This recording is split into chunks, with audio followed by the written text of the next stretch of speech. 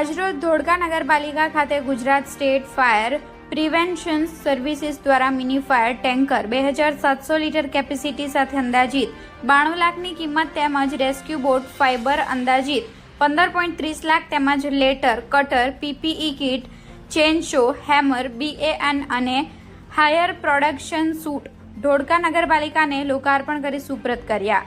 ધોળકા નગરપાલિકાને આ બંને સાધનો મળતા વિધાનસભા વિસ્તારના સમગ્ર પ્રજાજનોને અનિચ્છનીય આકસ્મિક જરૂરિયાતના સમયે લાભ મળશે.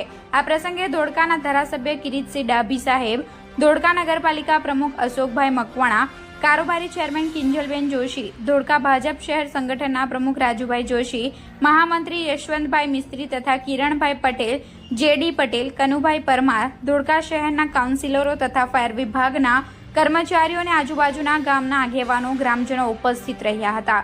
રિપોર્ટર પ્રકાશ મકવાણા, ગુજરાત ક્રાઇમ ન્યૂઝ, ધોળકા.